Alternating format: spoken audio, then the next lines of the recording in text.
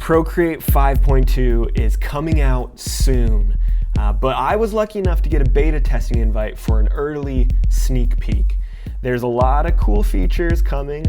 Procreate is advertising a bunch of these big cool features, one of them being 3D paint, which is pretty cool, but honestly, there's one smaller feature that Procreate's not really advertising as much. And to be frank, this one little feature is my absolute favorite thing coming to Procreate 5.2.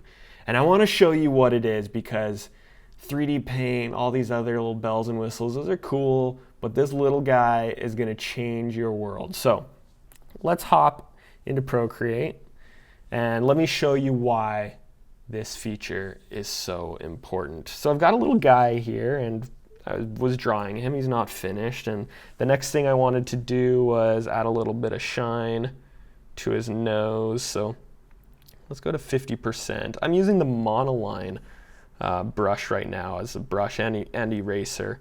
And the Monoline, I really like that brush because it doesn't have a taper on either side. It kind of gives it a clean, vectory look. So I've got, now where are we at? 50%. That's a little better. So I got a little shine to his nose at a brush with a 50%. Now I should probably finish drawing the rest of his head, but I've got a whole bunch of these different stroke widths and I want it to match, but I can't really remember what the stroke width I was at. Was it that? No, that's too thin. All right, enough playing around. This is the feature. I do remember that I was using this 50% stroke width. So instead of having to remember that for next time, you can now save the stroke width of your brush, and it'll add a little notch to the size right there. And I was lying, I actually do remember I was using 10% for this stroke width right there underneath the eyes, and I was using, was it 20% for this outer edge? Let's see.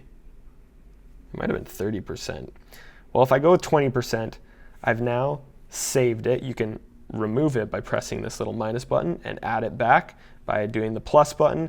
And now I've got another notch right there that will save those brush sizes, so I never have to remember what it is or write it down or anything. I could leave the app entirely, jump back in, and they're still there.